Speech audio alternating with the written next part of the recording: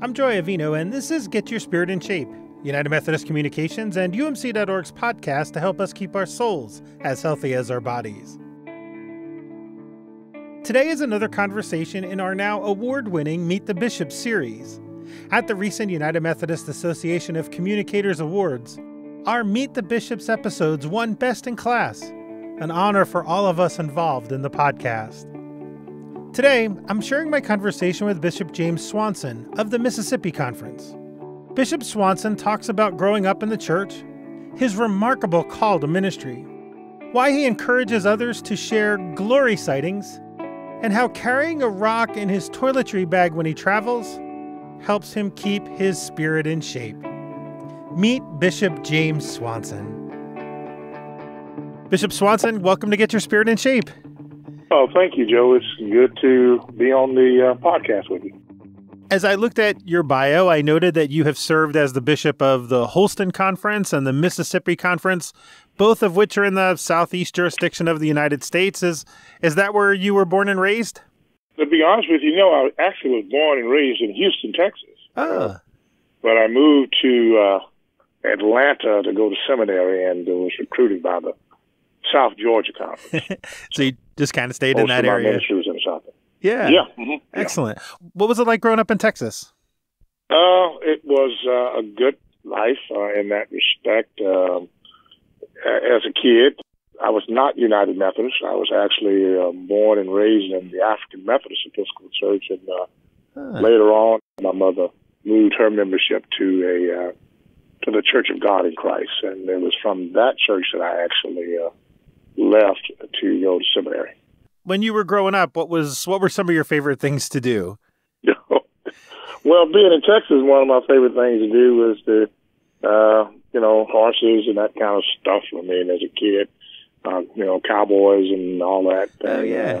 Playing that game. And I also loved basketball. Baseball was my first love as a kid coming up.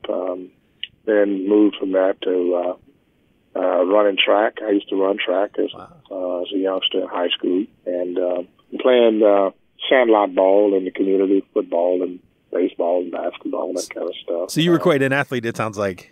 Well, I waited until I was in high school. I played a little bit in middle school, what you call middle school now. Back in my day, it was called junior high. Yeah. Played organized basketball. But in high school, I ran track. I didn't play any other organized sport. And did you have a favorite subject in school? Did something you liked to study? Yeah, I pretty much loved world history, geography, and that kind of stuff. Even took one foreign language. I took German. Oh, wow. When I was in school. And so I spreche die Deutsch a little bit back then. And I was pretty good in English, grammar. Mm-hmm. I was a good student. I graduated high school out of a class of 109. I was number 14. So wow. I did pretty good. Yeah.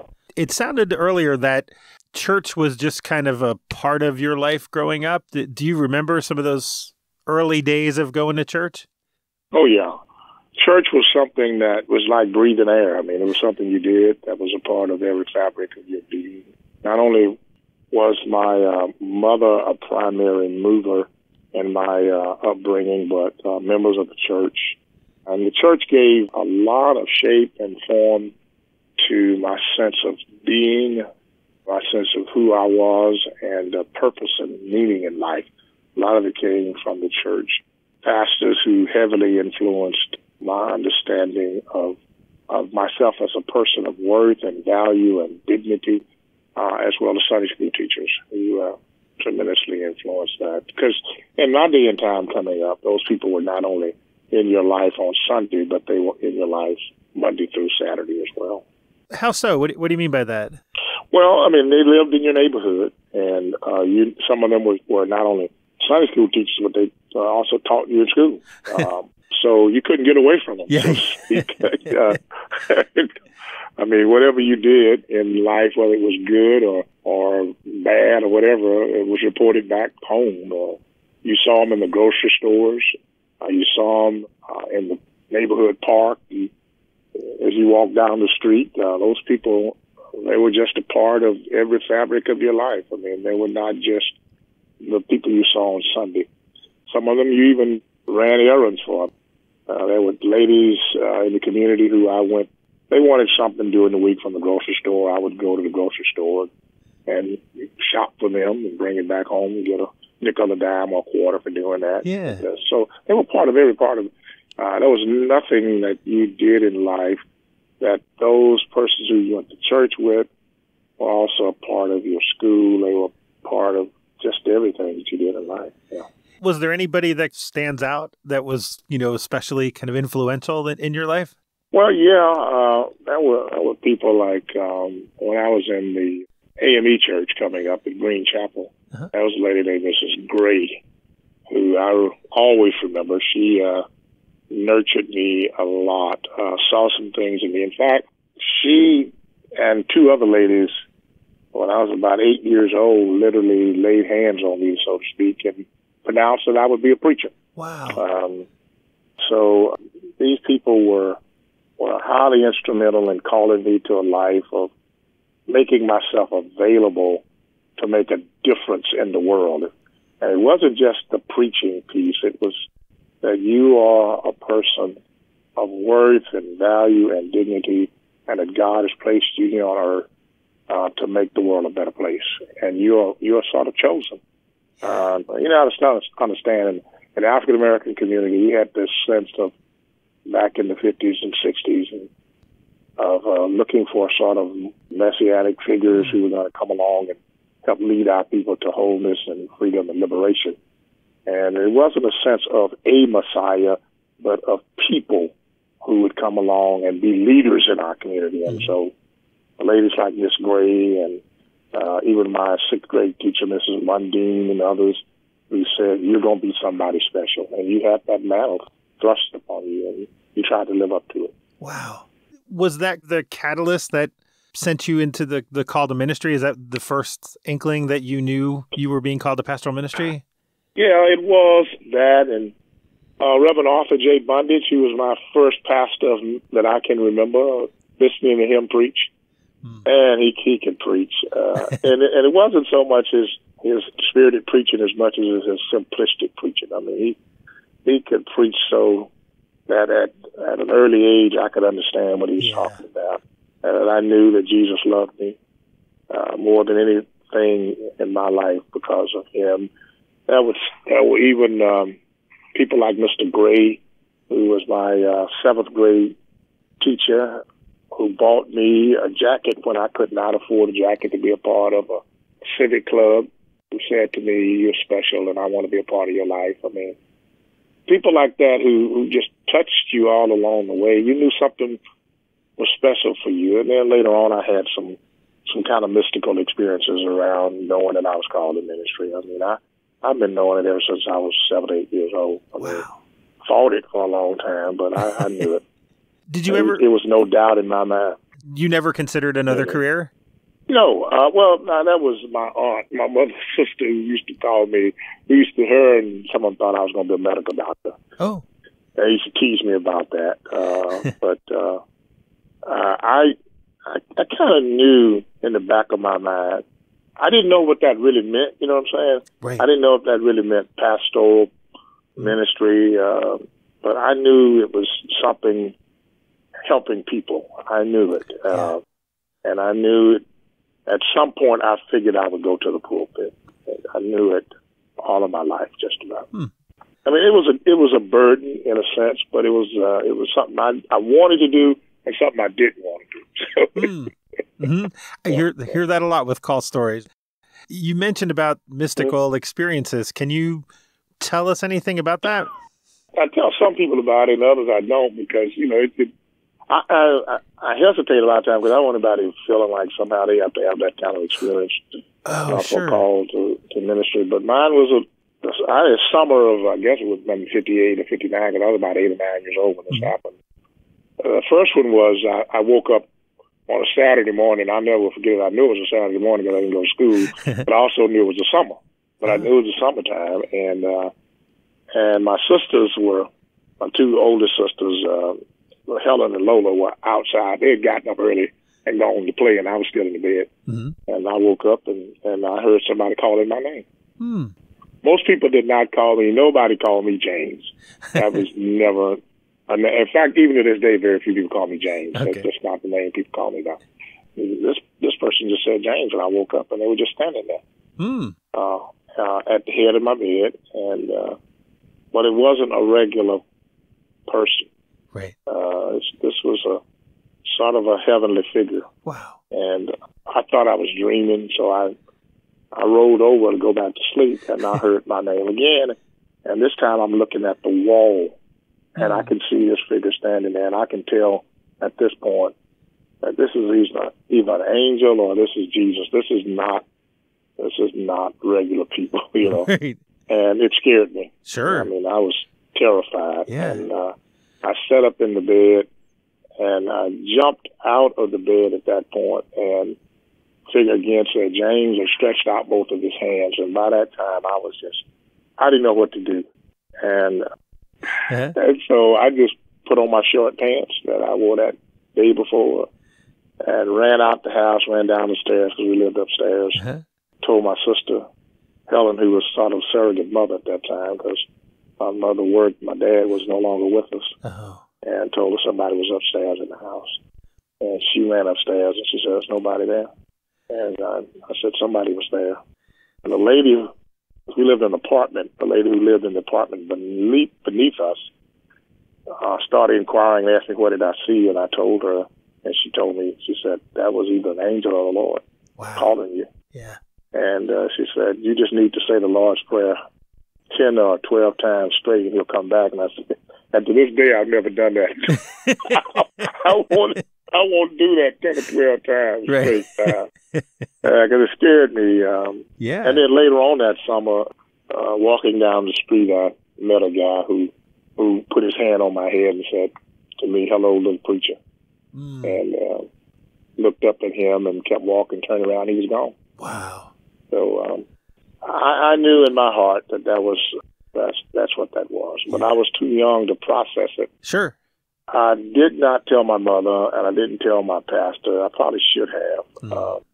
So I tried to process it on my own, and it took me years before I really even told anybody about it. Wow. Other than my sister. I love hearing those stories. It's really interesting about how people are called. And there are a lot of different ways. You're right. I mean, people have those experiences like that, and others have very different experiences where they feel called to ministry. Right. But so you served in pastoral ministry for a long time before becoming a bishop. What was your favorite thing as a pastor to do? Wow. The thing that I really enjoyed was spending time with people as they began to figure out their relationship with God. And that was more one-on-one. Yeah. Of course, I love preaching, and everybody knows that. Anybody who's ever heard me preach, they know I love to preach. I mean, I enjoy that to the highest, and a lot of folk think that would be my favorite, but my favorite is really one-on-one. A lot of folk think I'm a big-time extrovert, but really I'm more for an introvert. I really do like one-on-one. Yeah. Listening to people, listening to their stories, helping them to hear what God may be saying to them and helping them try to figure that out.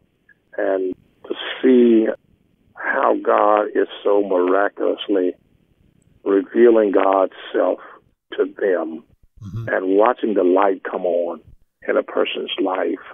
I love to do a little bit of counseling in crises with people. I love doing that, watching relationships being healed. I really love that. And then also, I really love watching churches discover collectively their ministry and watching them grow, not only numerically, but spiritually, and enlarging their vision as to what does God want us to do with this community in this day and in this time. And that was a joy to my soul when I saw people from all various walks of life, those who were blessed intellectually, financially, and other ways, link hand and glove and heart and soul with others who struggle financially, who struggle in their own lives to do great ministry on behalf of the Lord. That was the joy of my time as a pastor, and to be honest with you, I miss it. I miss that as a bishop. Yeah, I guess. Really do. Yeah, you don't get a chance to do as much hands-on stuff, and I miss that. Well, you talked about having a love for preaching, and I noted that you have spoken all over the world. I mean, the list of countries on your bio is pretty long. How did you get into that kind of preaching? Well, I've been blessed, and I really say that because I have never, I want to put it this way, I've made friendships with people, and most of my invitations have come not because I was a bishop, but because I was a friend of someone. Sometimes it's been because I went on a mission excursion and did not know that I was going to be called on to preach while I was there. I just went, and so while I was there, I was asked to preach, and those kinds of things have happened. And you also said in the pastoral ministry, when I was asking you your favorite parts of pastoral ministry, you mentioned about helping people see God at work in their lives. And I've heard that you like asking people about glory sightings. Can you talk a little bit about that? Yeah, we have a thing in Mississippi. I guess I have to be careful how I say this because I don't want people to misunderstand. Mississippi, statistically, in the United States, we seem to always rank at the bottom end of everything. And as a result of it, sometimes the people from Mississippi will make jokes like if it wasn't for us, everybody else would be on the bottom and that kind of thing, And yet Mississippi is a really blessed state. I mean, we gave the world Oprah Winfrey and Elvis Presley. I mean, you got to think of some of them. Even Jim Henson with the Muppets and all of that kind of stuff, who came from Mississippi. There are some wonderful people who have roots in Mississippi and who've gone on to do some wonderful things. But sometimes we get a bad bum rap, and so what I wanted to do was to help Mississippi people to stop looking at themselves as always on the bottom. And I started talking about where is God really doing some wonderful things? And how can we give God glory? Where is it today you have seen the glory of God? And we started calling those glory sightings. Where is God doing some wonderful, wonderful things? In other words, rather than complaining and cursing the darkness, why don't we glorify God for the light that is shining and the good things that are going on? And it's from those good and wonderful things we draw strength and energy to tackle some of the darkness that's in our life. And so that's why we talk more about glory sightings, is to help us to understand that, yes, Mississippi has had some things that we're not very proud of, but there are some things that we should really celebrate. And from those, we get the strength and the energy to tackle the parts of our lives that have not really been very good and very pleasing in God's sight, but God's not through with us yet. Yeah. So that's what we try to do. Yeah, and that's true in a lot of areas of life, right? We can choose to look at the dark side, or we can choose to look at where God's at work. What a wonderful ministry to help people through those times. Tell me about your family life. I think I read that you have 15 grandkids. Well, really 17. It's 17 now. Okay, I must have read something that was old. Okay. Yeah. No. We I have some children who've been rather fertile, and then I have some who have been fertile in other ways. I have my baby girl, who is a wonderful, wonderful girl, who not only has a daughter, but she's a foster parent as well. Wow. And so these children also become my grandchildren. Yeah. And so that adds to our family. And so we've been blessed. I have 6 adult children, all married now, and all of them have given us grands, except for one who just got married a year or so ago, a year and a half ago. And he is a pastor now in Kingsport, Tennessee. So all of my 6 kids have given us children, except for that one, and we're praying that one day they'll give us some kids as well. Yeah. So we've been blessed with those 17 who are a blessing to us. Our kids were from the age of 28 to 48, so they just wonderful children, 2 girls and 4 boys. Wow. And so we've been blessed, and with those grandchildren coming along, I have one great grand that is on the way. So wow. Delphine and I have been really blessed in our life. One last question that I ask everybody that I have on Get Your Spirit in Shape. What do you do to keep your spirit in shape? One is that I try each and every day to turn my attention to the Word of God. I have 2 to 3 ways that I do that. One is, of course, I have this app on my phone that reminds me every day to read a passage of Scripture. But I also use the Moravian text, and I read that, and I supplement that with the upper room. And also with my cabinet, we have developed a piece that we do a daily devotion. I have not only my cabinet, but some other people who are part of that, where one of us will read the devotion of the day, and we will post our sort of musings or our thoughts about that devotion. We all read that same text, and one person posts their thoughts around that and what God is saying to them, and for all of us as sort of a lesson for the day, and we all will read that. That helps me. I have a time of prayer each morning that I try to do religiously. Sometimes I miss, just like everybody else. I get up in the morning running, but I'll try to do that each morning and each evening as well. And then I also have special prayer partners. And one other thing that I sort of took from President Obama, that when I arrived in Mississippi, if you remember, that President Obama asked a gentleman to become sort of his spiritual guide, and this guy would write a devotion for President Obama each day and give it to him.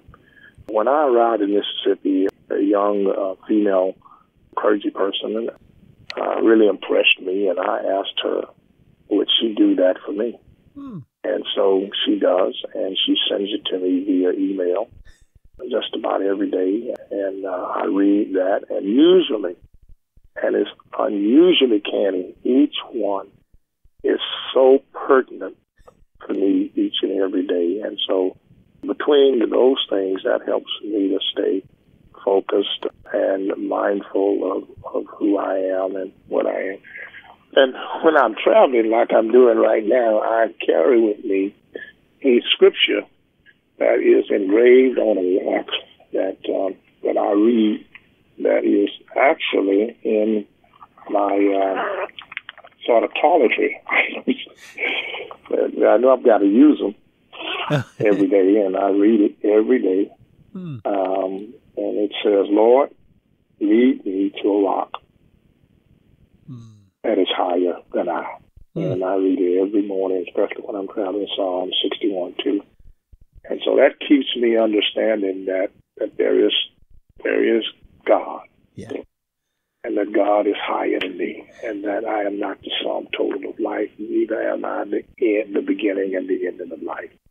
That there is someone who is greater than me, and I must seek him each and every day of my life in order for me to be who I am seeking to be. And so this is something I started about 3 years ago, carrying this rock. I don't even remember who gave it to me, but I decided to put it with my toiletry items because I know that I'm going to use them each day. And in fact, while I'm shaving, it's always right in front of me, and I read it maybe 2 or 3 different times while I'm shaving each morning. So those are the things that I do. And of course, I read. I'm a crazy reader. I can't read one book at a time. I usually read 2 to 3 books at a time. Wow. Well, I am so grateful for your time today. This was a wonderful conversation, and it was really great to meet you today. Well, thank you, and I appreciate the fact that you all are doing this, and I feel honored to be asked to share my life. I hope it's beneficial. That was Bishop James Swanson of the Mississippi Conference.